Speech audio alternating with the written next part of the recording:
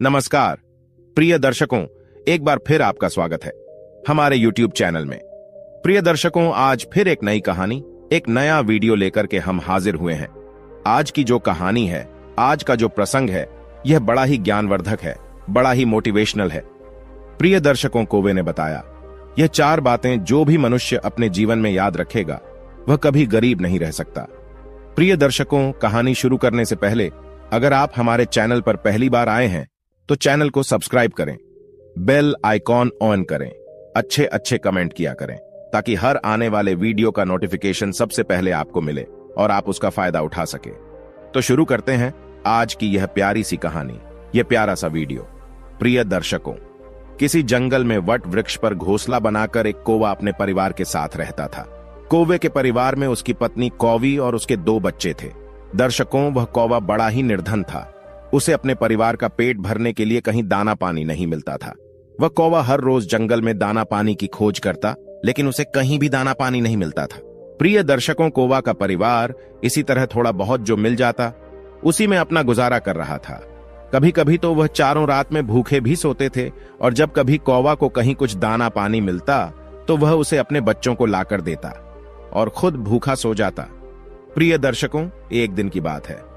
कौवे के बच्चे बहुत भूखे थे और उनके पास खाने के लिए कोई दाना नहीं था। तब कौवा की पत्नी कहती है कि पिया जी, चलो किसी अन्य पक्षी से भीख मांगकर कुछ दाना पानी ले आते हैं, नहीं तो हमारे बच्चे भूखे ही मर जाएंगे। प्रिय दर्शकों, कौवी की ऐसी बात सुनकर कौवा कहता है कि प्रिय, हमारे दिन बुरे भले ही चल रहे हो, लेकिन हम भीख नहीं मांग सकते। अगर हमने भीख मांगी तो हमारे बच्चे भी भीख मांगकर खाना सीख जाएंगे। प्रिय दर्शकों, तब कौवी कहती हैं कि पिया जी, अगर भीख मांगने में आपको इतनी ही परेशानी हो रही है तो जाकर हमारे लिए कहीं से भोजन ढूंढ कर लाइए।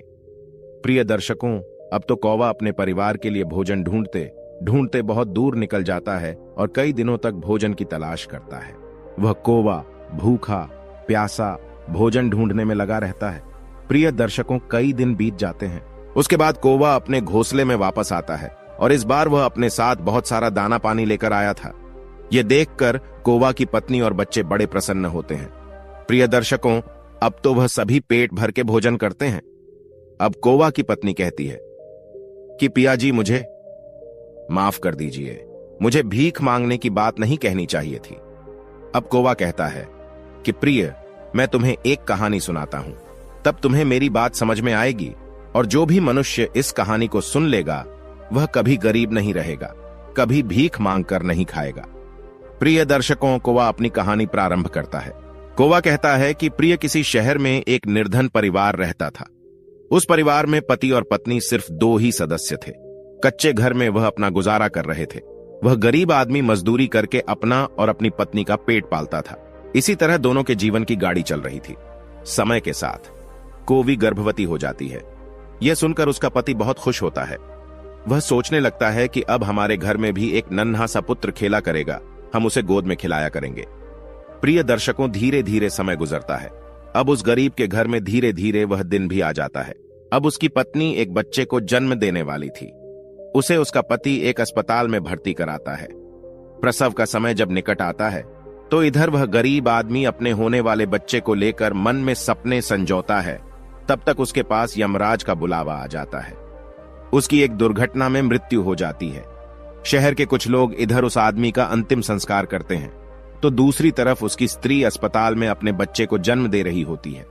जब उस बेचारी को यह खबर मिलती है कि उसके पति की मृत्यु हो गई है तो उसका कलेजा फट जाता है।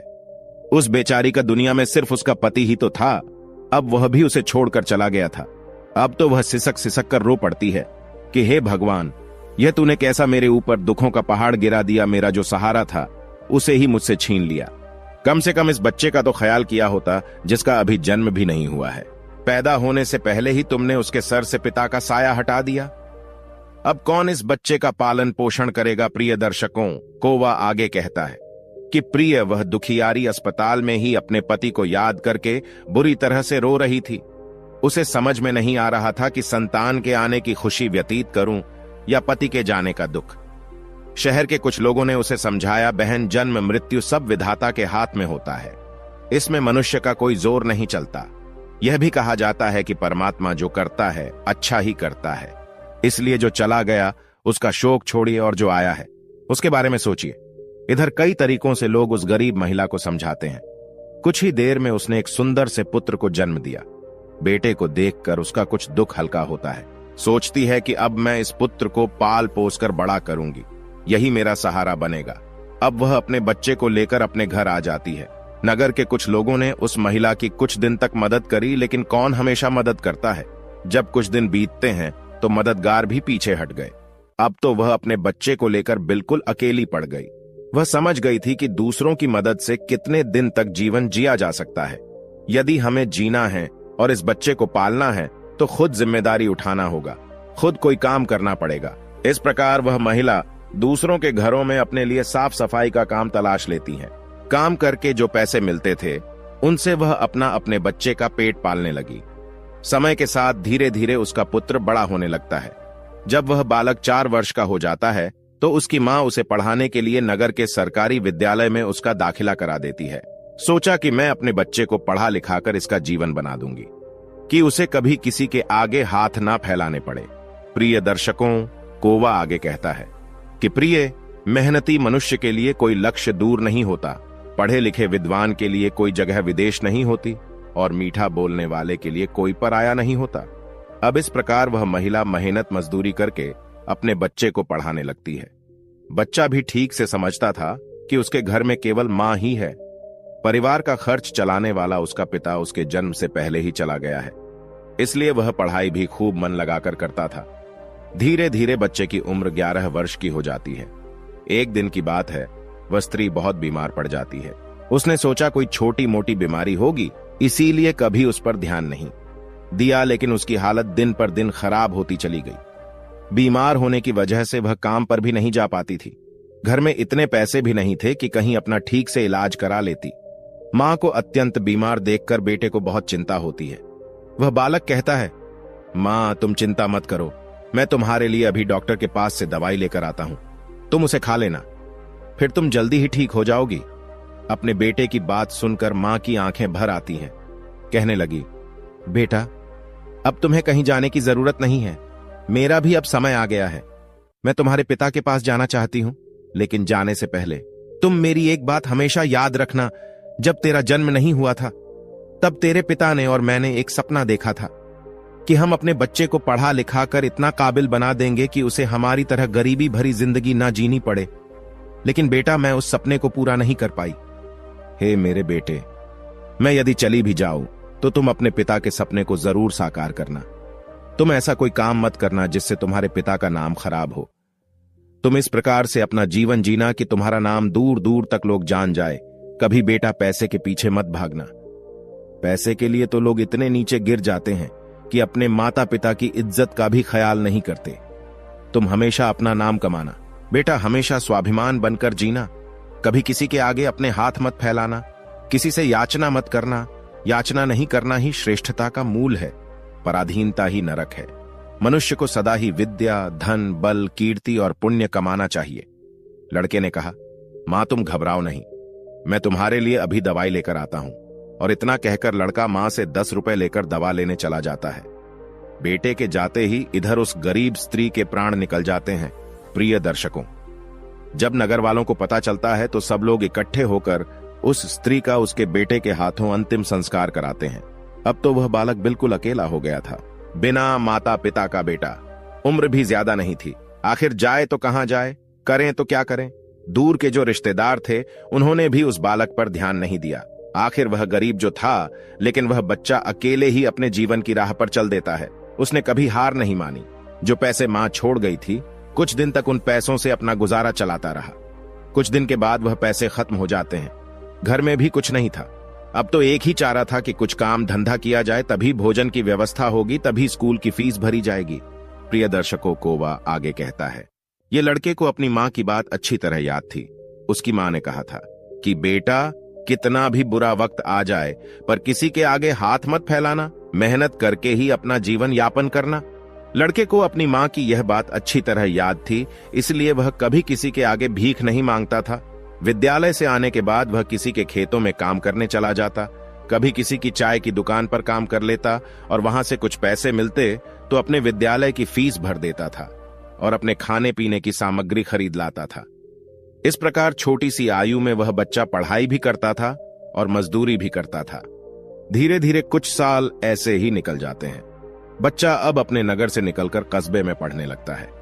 तब उसकी कॉपी किताबों का विद्यालय की फीस का खर्चा बढ़ जाता है, लेकिन उस बालक ने हिम्मत नहीं हारी। रोजाना विद्यालय जाता था। वह जो भी कमाता था उसकी सारी कमाई पढ़ने लिखने में ही लग जाती थी और जो कुछ थोड़ा बहुत बचता था उससे अपना पेट भर लेता था। प्रिय दर्शकों, अगर वह कहीं कोई स्थायी काम करता तो उसकी पढ़ाई छूट जाती थी और पढ़ाई करता तो पेट भरने के लिए भी कुछ नहीं था, इसलिए साथ ही साथ वह दोनों काम करता था। विद्यालय से आकर वह इधर काम करने चला जाता था। एक दिन की बात है, वह बच्चा विद्यालय से पढ़कर घर वापस लौटा, फिर उसके बाद काम की तलाश में चला गया। लेकिन उस दिन उसे कोई काम नहीं मिला। पूरा दिन निकल गया। अब हारा थका शाम को घर आकर सो गया।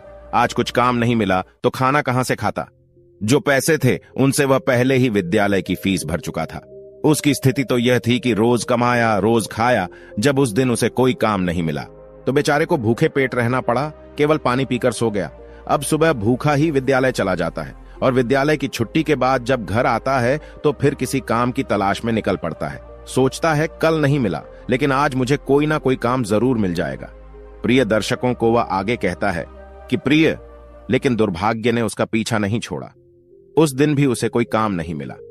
आज उसे फिर भूखा पेट सोना पड़ा। भूख अब उसे ज्यादा बेचैन कर रही थी तो एक बार को उसके दिमाग में आता है कि भूखे पेट तो पड़ा भी नहीं जाता। अब तो मैं किसी से कुछ मांग कर खा लेता हूं, पर मां ने मरते वक्त उससे कहा था कि बेटा कभी भीख मांगकर मत खाना, हमेशा कमाकर खाना। लड़का भी बड़ा स्वाभिमान ही था, किसी से मांगने की उसकी हिम्मत नहीं हुई। सोचता था चाहे कुछ भी हो जाए पर भीख मांग करके नहीं खाऊंगा। अगर मैंने भीख मांगना शुरू कर दिया तो लोग मुझे भिखारी कहने लगेंगे। भगवान ने पेट दिया है तो कहीं ना कहीं से इसके लिए भोजन भी देगा। अब लड़का उस दिन भी भूखा रहता है। सुबह जब सोकर उठता है तो भूख के मारे चक्कर आने लगते हैं। अभी उसकी उम्र ही कितनी थी, भूख की मार वह कैसे सह सकता था? कुछ बड़ा होता तो 2-4 दिन काट भी लेता। अब आज वह विद्यालय भी नहीं गया। सोचा आज मैं सुबह से ही काम पर जाता हूं, काम मिल जाएगा तो भोजन कर लूंगा, फिर अगले दिन के लिए तैयार हो जाऊंगा। अब तो काम की तलाश में वह इधर उधर भटकता। उसकी आंखों के सामने अंधेरा छा रहा था। अब तो उसे चला भी नहीं जा रहा था। फिर एक पेड़ के नीचे बैठकर सोचने लगता है कि अगर इस समय मुझे भोजन नहीं मिला तो मेरे प्राण निकल जाएंगे। मुझे कुछ ना कुछ तो करना ही पड़ेगा। प्रिय दर्शकों, अब एक बार फिर से उसके मन में भीख मांगने का विचार आता है, लेकिन उसकी अंतरात्मा फिर मना कर देती है कि तू गरीब है, भिखारी नहीं। भीख मांगेगा तो फिर भीख मांगने की आदत पड़ जाएगी और तू भिखारी बन जाएगा। काफी देर तक लड़का इन्हीं प्रश्नों में उलझा रहता है। फिर उसके दिमाग में आया कि भीख मांगना अलग बात है और मदद मांगना अलग बात है। मैं किसी से भीख नहीं मांगूंगा, पर मदद तो मांग सकता हूं। भीख मांगना तो वो है जो मांगकर फिर लौटाया नहीं जाता, पर मदद मांगना वो है जो आप कभी भी लौटा सकते हो। लड़के ने सोचा कि मैं आज किसी से मदद मांग लेता हूं, जब मुझे काम मिल जाएगा तो मैं लौटा दूंगा। अब तो लड़का वहां से चलता है तो उसे नगर के बाहर एक बड़ा सा घर दिखाई देता है। लड़का उस द्वार पर जाकर द्वार को खटखटाता है। तब घर के अंदर से एक महिला निकलती है। महिला ने द्वार पर देखा कि 10-11 वर्ष का बड़ा ही उदास सा मासूम सा लड़का खड़ा है। पहले तो वहां महिला उस लड़के से पूछती है कि बेटा तुमने दरवाजा क्यों बजाया, क्या कुछ काम है? लड़का दोनों हाथ जोड़कर कहता, हे मां जी, मैंने दोपहर के समय आपको तकलीफ दी, इसके लिए क्षमा चाहता हूं। तब वह महिला पूछती है, बेटा क्या तुम्हें कुछ चाहिए? मैं तुम्हारी क्या मदद कर सकती हूं? प्रिय दर्शकों को वह आगे कहता है कि प्रिय वह महिला भी एक बच्चे की मां थी, इसीलिए ममता का भाव उसके शब्दों में था। उस महिला के पूछने पर एक बार तो लड़के के मन में यह आया कि चलो इन माजी से मैं कह ही देता हूं कि मैं 2-3 दिन से भूखा हूं और भोजन ना मिलने के कारण बहुत परेशान हूं। लेकिन उसके स्वाभिमान ने उसे रोक लिया और वह भोजन की जगह पानी मांग बैठा। कहने लगा, मां जी मुझे बहुत जोर की प्यास लगी थी, इसलिए दरवाजा खटखटाया था, क्या एक गिलास पानी मिल सकता है? प्रिय दर्शकों, लेकिन वह महिला बहुत समझदार थी। उसने जब लड़के को देखा तो वह समझ गई कि बालक बहुत भूखा है। वह कहती है, बेटा तुम थोड़ी देर रुको, मैं तुम्हारे लिए पानी लेकर आती हूं। वह महिला घर के अंदर जाती है और अपनी रसोई से एक गिलास दूध और कुछ लड्डू लेकर द्वार पर आती है और दूध से भरा गिलास उस लड़के को दे देती है। लड़के ने जब गिलास पकड़ा तो उसमें दूध था। दूध को देखकर लड़का खुश हो जाता है। लड़का मन ही मन उस मां को दुआएं देने लगता है। महिला ने उसे पहले लड्डू खाने को दिए और कहा, बेटा दूध गर्म है, तुम पहले लड्डू खा लो, जब दूध ठंडा हो जाए तब पी लेना। लड़का जब उस महिला को देखता है तो उसे ऐसा लगता है जैसे उसकी ही मां उसे यह दूध पीने को दे रही है। मन ही मन सोचता है, कितनी अच्छी मां है, मैंने एक गिलास पानी मांगा था और यह दूध ले आई। उसने समझ लिया कि मैं भूखा हूं। लड़का आराम से बैठकर लड्डू खाता है और दूध पीता है। तब वह स्त्री कहती है, बेटा क्या तुम्हें और कुछ चाहिए? लड़का सोचने लगता है कि इस दूध के बदले में मैं इस माता को क्या दे सकता हूं, मेरे पास तो कुछ भी नहीं है। दूध पीने के बाद लड़का कहता है, मां जी मैंने आपसे पानी मांगा और आपने मुझे दूध पिलाया, इसके बदले में मैं आपको क्या दे सकता हूं? महिला ने कहा, बेटे मैंने तुम्हें दूध इसलिए नहीं पिलाया है ताकि तुमसे बदले में कुछ ले सकूं। महिला कहने लगी, बेटा तुम्हारा चेहरा देखकर लग रहा था कि तुम बहुत भूखे हो, तो मैंने सोचा कि पानी क्या पिलाया जाए, दूध ही पिला देती हूं, इसलिए मैं तुम्हारे लिए दूध ले आई। लड़के ने फिर कहा, नहीं मां जी, आप इसके बदले में मुझसे जरूर कुछ मांगे, मैं आपको अपनी हैसियत के हिसाब से कुछ जरूर दूंगा। लड़के की बात सुनकर महिला सोचती है, यह लड़का बड़ा स्वाभिमान है। वह लड़का बार बार उससे मांगने की बात करता है तो वह महिला उसका मन रखने के लिए कह देती है कि बेटा मैंने यह दूध पिलाकर तुम पर कोई एहसान नहीं किया है, फिर भी यदि तुम मुझे कुछ देना चाहते हो तो बेटा तुम मुझे एक वचन दो कि जिस प्रकार आज मैंने तुम्हारी मदद की है, इसी प्रकार तुम भी जब कभी मदद करने लायक हो जाओ तो किसी जरूरतमंद की मदद कर देना। जिस दिन तुम किसी की मदद कर दोगे उसी दिन तुम मेरे इस एहसान से मुक्त हो जाओगे।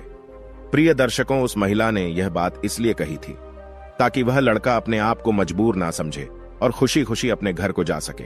वह लड़का उस बात को अपने दिमाग में बैठा लेता है।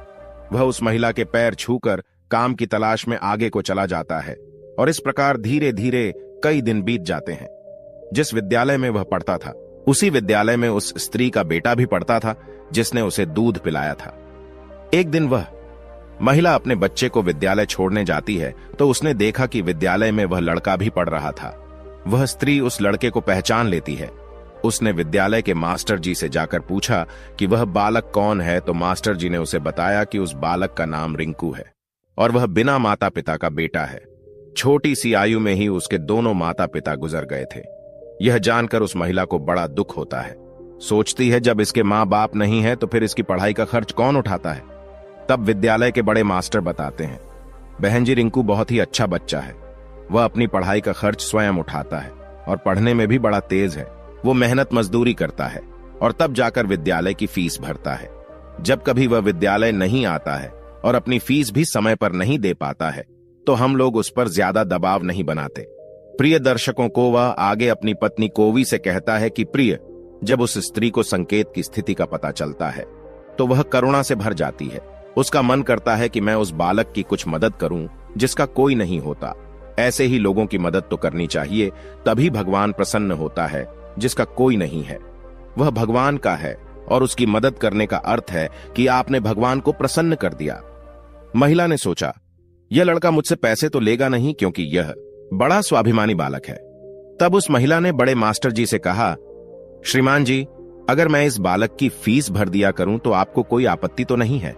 मास्टर ने कहा, बहन जी आपकी सोच अच्छी है, आप उसकी फीस भरेंगी तो मुझे तो कोई आपत्ति नहीं होगी, लेकिन रिंकू इस बात के लिए तैयार नहीं होगा। तब वह महिला कहती है, मास्टर जी मैं उस बच्चे की मदद करना चाहती हूं, आप किसी तरह से रिंकू को समझा देना, उससे कह देना कि आपकी स्थिति को देखते हुए सरकार ने आपकी फीस माफ कर दी है, तुम्हें फीस भरने की कोई जरूरत नहीं है। प्रिय दर्शकों, मास्टर जी भी इस बात से सहमत हो जाते हैं। वह महिला रिंकू की पूरे वर्ष की फीस भर के अपने घर चली जाती है। इस तरह वह हर वर्ष उसके पूरे साल की फीस जमा कर दिया करती थी ताकि रिंकू मन लगाकर पढ़ सके। अब तो रिंकू पूरा मन लगाकर पढ़ता था और अपने खाने पीने के लिए किसी दुकान पर काम कर देता था। प्रिय दर्शकों को वह आगे कहता है कि प्रिय डूबते को तिनके का सहारा ही बहुत होता है। उस महिला की थोड़ी सी मदद से रिंकू की अच्छी खासी मदद हो गई। वह अब खूब मन लगा करके पढ़ता था। इसी तरह कुछ वर्ष और बीत गए। अब आगे की पढ़ाई करने के लिए रिंकू को शहर में जाना पड़ा। सोचा शहर में रहकर मैं कोई छोटी मोटी नौकरी कर लूंगा और अपनी पढ़ाई भी करता रहूंगा। इस बात का पता उस महिला को तब चलता है जब वह उसकी फीस भरने के लिए विद्यालय में जाती है। वह महिला जब संकेत की फीस जमा करती है तो मास्टर जी लोग बताते, बहन जी रिंकू आगे की पढ़ाई करने के लिए शहर चला गया है, अब तुम्हें उसकी फीस जमा करने की कोई जरूरत नहीं है। उस महिला ने जब यह सुना तो सोचने लगी, कोई बात नहीं, भगवान ने मुझे उसकी मदद करने का इतना ही समय दिया होगा। हे भगवान, उस बालक पर दया दृष्टि बनाए रखना, वह जहां भी रहे खुश रहे। इस प्रकार वह स्त्री अपने घर लौट आई और अपने घर गृहस्थी की दुनिया में व्यस्त हो गई। प्रिय दर्शकों, उधर रिंकू शहर में जाकर अपनी पढ़ाई करने लगा। खर्चा चलाने के लिए उसने एक नौकरी तलाश कर ली। इस प्रकार 25 वर्ष बीत जाते हैं। न तो रिंकू उसे महिला से मिल पाता है, न वह महिला रिंकू से मिल पाती है। उस महिला का बेटा भी अब बड़ा हो गया था। उसका बेटा एक व्यापारी बन गया था। प्रिय दर्शकों, वह स्त्री तो पहले से ही अपने घर से संपन्न थी, ऊपर से उसका बेटा व्यापार करके खूब धन कमाता था। उस माँ का बेटा भी बड़ा संस्कारी था, वह भी अपनी माँ को बहुत प्यार करता था। प्रिय दर्शकों को वह आगे अपनी पत्नी से कहता है कि प्रिय, एक दिन उसकी माँ बहुत बीमार पड़ जाती है। शाम को जब उसका बेटा घर आता है तो वह अपनी माँ की हालत को देखकर बेचैन हो जाता है। वह अपनी माँ को अस्पताल में भर्ती कराता है। जांच में पता चलता है कि उसकी माँ को कैंसर है। वह लड़का डॉक्टर से कहता है, डॉक्टर साहब आप मेरी माँ का अच्छे से इलाज कीजिए, पैसों की बिल्कुल चिंता मत करना। तब डॉक्टर कहते हैं, भाई तुम्हारी माँ को कैंसर की बीमारी है और कैंसर का इलाज बहुत महंगा होता है, छोटे मोटे अस्पतालों में इसका इलाज भी नहीं होता है। इसके लिए तुम्हें किसी बड़े शहर में जाकर किसी बड़े अस्पताल में इसका इलाज कराना होगा, और बड़े अस्पताल का मतलब है कि खर्चा भी बहुत अधिक होगा। बेटे ने कहा, डॉक्टर साहब मैं अपनी माँ को ठीक करने के लिए कुछ भी कर सकता हूँ, आप मुझे बस कोई रास्ता बताइए, मैं अपनी माँ का इलाज कहाँ करा सकता हूँ। तब डॉक्टर उसे बड़े शहर जाने की सलाह देते हैं। डॉक्टर बोले, बड़े शहर में कैंसर का हॉस्पिटल है, यदि वहां का इलाज तुमने पूरा करा लिया तो तुम्हारी माँ इस रोग से बच सकती है, नहीं तो तुम्हारी माँ के प्राण संकट में पड़ सकते हैं। यह सुनकर लड़का घबरा जाता है। वह डॉक्टर साहब से बड़े शहर वाले डॉक्टर साहब का नंबर और पता लेकर अपनी माँ को बड़े शहर ले जाता है। प्रिय दर्शकों, उसकी माँ तो उसे बहुत मना करती रही कि बेटा तुम मुझे कहाँ ले जाओगे, इतना पैसा कहाँ है हमारे पास, बड़े शहर में अच्छा इलाज कराने के लिए हमारे पास पर्याप्त पैसा नहीं है, यही से डॉक्टर साहब से दवा ले लेते हैं, धीरे धीरे मैं सही हो जाऊंगी, तुम परेशान मत हो। तब लड़का बोला, माँ इस दुनिया में एक तुम ही तो हो जिसके होने से मुझे कभी अकेलापन महसूस नहीं होता, कभी मुझे किसी बात की चिंता नहीं होती, इसीलिए कुछ भी हो जाए मैं तुम्हें इस बीमारी से मरने नहीं दूंगा। धन का क्या है, खत्म हो गया तो फिर कमा लेंगे, लेकिन माँ तो फिर नहीं मिल सकती। इस प्रकार लड़का अपनी माँ को बड़े शहर लेकर जाता है। प्रिय दर्शकों, जिस डॉक्टर से उसकी माँ का इलाज होना था वह डॉक्टर साहब उस समय अस्पताल में नहीं थे, वह किसी मरीज को देखने के लिए विदेश गए थे। अस्पताल के कर्मचारी ने बताया कि डॉक्टर साहब कल आएंगे, तब तक आप अपनी माँ को अस्पताल में भर्ती करा दो। लड़के ने बिना देर किए अपनी माँ को भर्ती करा दिया और डॉक्टर साहब के आने का इंतजार करने लगता है। प्रिय दर्शकों, अगले दिन जब डॉक्टर साहब आते हैं तो वह लड़का अपनी माँ की हालत डॉक्टर साहब को बताता है। डॉक्टर साहब ने भरोसा दिया कि जांच के आधार पर मैं कह सकता हूं कि तुम्हारी माँ ठीक हो जाएगी, मगर इनका इलाज काफी लंबा चलेगा।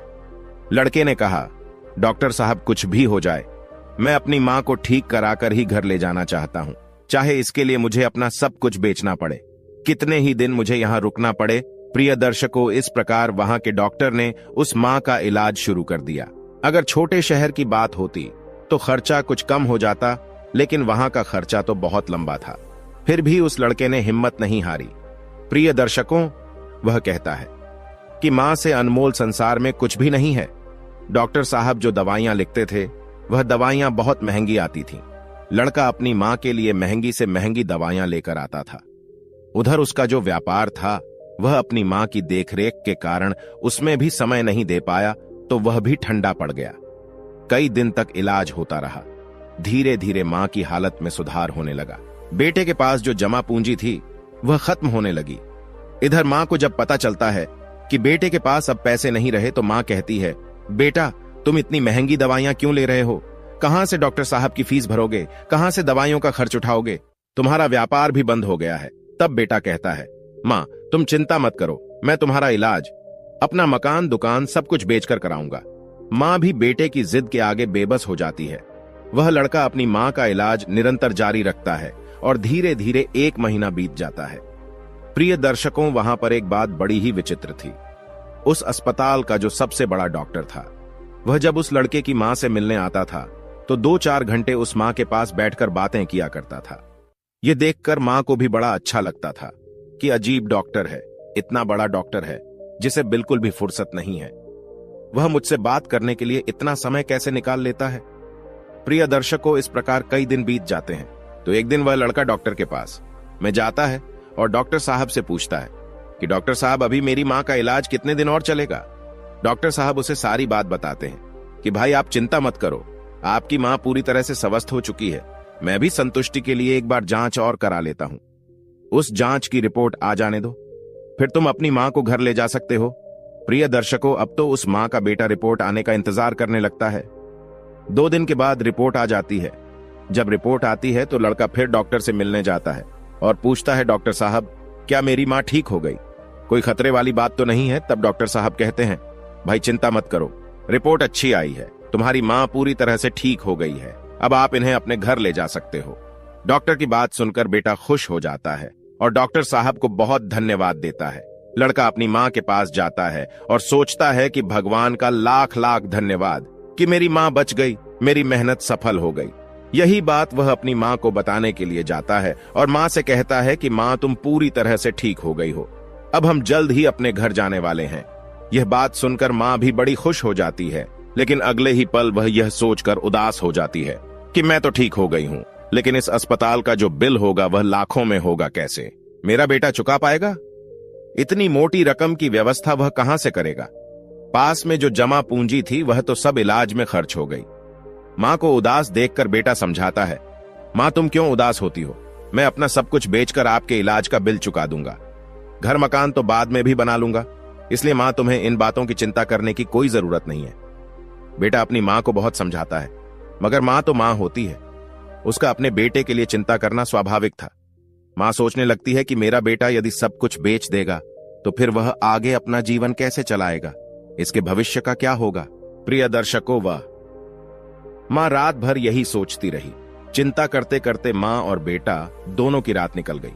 जब अगला दिन होता है और उसकी मां की छुट्टी का समय होता है तो अस्पताल का एक कर्मचारी एक लिफाफा लेकर मां बेटे के पास आता है और उस महिला के बेटे से कहता है कि डॉक्टर साहब ने आपके लिए यह बिल का लिफाफा भेजा है, आप इस बिल को ठीक से देख लो और इस बिल को चुकाकर तुम अपनी मां को अपने घर ले जाओ। बिल का लिफाफा देकर वह अस्पताल का कर्मचारी तो चला गया। अब वह लड़का उस बिल के लिफाफे को खोल कर देखता है। वह सोचता है पता नहीं कितना बिल होगा। बेटे को चिंता में देखकर मां भी परेशान हो जाती है। मां एकदम से बेटे के हाथ से वह बिल का कागज छीन लेती है। उधर मां उस बिल को खोल कर देखती है। उधर अस्पताल के जो सबसे बड़े डॉक्टर थे वह भी उस समय वहीं पर पहुंच जाते हैं। इधर मां ने जब उस लिफाफे को खोल कर देखा तो उसमें एक छोटी सी पर्ची रखी हुई थी। उस पर्ची पर लिखा हुआ था, हेमा जी आपने अपने बिल का भुगतान तो 25 साल पहले ही कर दिया था, जब आपने 2 दिन के भूखे बच्चे को 1 गिलास दूध और लड्डू खिलाए थे और अगले 5 साल तक उस बच्चे की विद्यालय की फीस भरी थी। पर्ची को पढ़ते ही महिला की आंखें फटी की फटी रह जाती हैं। जब उस मां का बेटा पूछता है, मां डॉक्टर साहब ने कितना बिल दिया है, तो वह मां उस पर्ची को अपने बेटे को देती है। बेटा जब उसे पढ़ता है तो वह भी हैरान रह जाता है। लड़का अपनी मां से पूछता है, हेमा क्या तुम डॉक्टर साहब को पहले से जानती हो, डॉक्टर साहब से तुम्हारी जान पहचान कब हुई थी। तब मां कहती है, बेटा मैं इन्हें पहले से नहीं जानती हूं, अभी पता चला है। बेटे ने पूछा, फिर इसमें 25 साल पहले की घटना क्यों लिखी है। तब मां कहती है, बेटा 25 साल पहले जब तुम बहुत छोटे थे तब तुम्हारी उम्र का एक छोटा सा लड़का भरी दोपहर में हमारे घर के द्वार पर आया था। वह भूखा प्यासा था। उसने मुझसे 1 गिलास पानी मांगा था। मैंने बच्चे को देखा तो मैं समझ गई कि वह भूखा है। मैं रसोई में गई और रसोई से दूध और लड्डू लाकर मैंने उसे वही खाने को दे दिए। वह कई दिनों से भूखा था। उसने दूध तो पी लिया, पर वह मुझसे कहने लगा कि हे मां, तुम्हारा यह ऋण मैं कैसे चुका पाऊंगा। तो मैंने उसका मन समझाने के लिए कह दिया था कि बेटा जिस प्रकार मैंने आज तुम्हारी बुरे समय में मदद की है, इसी तरह जब तुम बड़े हो जाओ, मदद करने लायक हो जाओ, तो तुम भी किसी जरूरतमंद की मदद कर देना। मुझे क्या पता था कि वही लड़का जिसे मैंने 1 गिलास दूध पिलाया था वह 25 साल बाद इतना बड़ा डॉक्टर बनकर मेरी मदद करेगा। लोग तो आज लेकर कल को भूल जाते हैं, लेकिन उस बच्चे ने मेरा वो ऋण अभी तक याद रखा है। मैं इस बात को सोचकर बड़ी हैरान हूं कि डॉक्टर साहब ही वह बच्चा है। प्रिय दर्शकों, इधर मां बेटे आपस में बातचीत कर रहे थे उधर वही डॉक्टर साहब उनके पीछे खड़े होकर उनकी बातें सुन रहे थे। उनकी आंखों में आंसू थे और बचपन का वह समय उन्हें याद आ गया जब वह भूखे प्यासे उस मां के द्वार पर पहुंचे थे। डॉक्टर साहब आगे बढ़कर उस मां को प्रणाम करते हैं और माताजी के पास बैठ जाते हैं। कहते हैं, हेमा, मैं वही छोटा सा बच्चा हूं जिसके स्वाभिमान की तुमने कभी रक्षा की थी। आपके कहे हुए शब्द आज भी मेरे कानों में गूंजते हैं। मैंने तुम्हारे उन्हीं शब्दों को अपना संस्कार बनाया। मैंने अपनी जिंदगी में बहुत दुख देखा है, लेकिन कभी हिम्मत नहीं हारी। मैं तुम्हारा बहुत बड़ा कर्जदार हूं। यदि तुम मेरे विद्यालय की फीस नहीं भरती तो आज मैं इतना बड़ा डॉक्टर बना नहीं बैठा होता। मां, यह तुम्हारी ही देन है। मैंने तो तुम्हें उसी दिन अपनी मां मान लिया था जिस दिन तुमने ममता भरी छाव में बैठाकर मुझ भूखे को दूध पिलाया था। इतना कहने के बाद डॉक्टर साहब वह सारे पैसे लौटा देते हैं जो मां की दवाई में खर्च हुए थे और बूढ़ी मां के चरणों में अपना सर रख देते हैं। वह मां डॉक्टर साहब को उठाकर अपने सीने से लगा लेती है। डॉक्टर साहब और बूढ़ी मां की आंखें आंसुओं से भरी हुई थीं। जब यह दृश्य अस्पताल के सारे लोग देखते हैं तो सब देखकर हैरान रह जाते हैं। सबकी आंखें नम हो जाती हैं। प्रिय दर्शकों, कोवा आगे कहता है कि प्रिय मेरी यह 4 बातें जो भी व्यक्ति समझ लेगा वह कभी गरीब नहीं रहेगा। पहली बात, मनुष्य को जीवन में आने वाले परिवर्तनों से घबराना नहीं चाहिए, बल्कि उन्हें यह सोचकर स्वीकार करना चाहिए कि उनके जीवन में कुछ और अच्छा होने वाला है। इन परिवर्तनों से मनुष्य बहुत कुछ सीखता है और वह सही राह पकड़ लेता है। जो अपने साथ हुई घटनाओं से टूट जाता है वह कभी आगे नहीं बढ़ पाता। दूसरी बात, अंधेरा चाहे कितना ही घना हो, एक छोटा सा दीपक उसे मिटा डालता है। उसी तरह अगर जीवन में कुछ अंधेरा आ जाए तो ज्ञान रूपी दीपक से अंधेरे को मिटाकर सही रास्ता ढूंढा जा सकता है। ज्ञान वह निधि है जो रंग से राजा बना देती है, भटके को सही मार्ग दिखा देती है। तीसरी बात, आप दूसरों का भला कीजिए, दूसरों पर दया करिए। तुम्हारा भला अपने आप होता चला जाएगा। आपको अपने जीवन में अगर किसी की मदद करने का सौभाग्य मिले तो जरूर करना। कहते हैं, डूबते को तिनके का सहारा बहुत हो सकता है। आपकी छोटी सी मदद से किसी का जीवन ही बदल सकता है। आपका छोटा सा योगदान किसी के लिए वरदान भी हो सकता है। मुसीबत पड़े तो घबराना मत। जब एक रास्ता बंद होता है तो 10 खुल जाते हैं। जीवन में निखार तभी आता है जब मनुष्य दुख और मुसीबत की भट्टी में तपता है। कष्ट सहन करने के बाद ही मनुष्य को अनुभव मिलता है और यह अनुभव बहुत काम आता है। चौथी बात, मनुष्य के दिन चाहे कैसे भी हो, चाहे कितनी भी कठिनाइयां उसके जीवन में आए, परंतु उसे कभी भीख मांगकर खाना नहीं चाहिए। भीख मांगकर खाने वाला अपनी ही नजरों में गिर जाता है और जब वह भीख मांगकर खाता है तो उसकी आदत हो जाती है बिना मेहनत किए खाने की। इसलिए मनुष्य को हमेशा मेहनत करके ही खाना चाहिए, तभी मनुष्य सफल और आत्मनिर्भर बनता है। प्रिय दर्शकों, हमारी आज की यह कहानी यहां समाप्त होती है।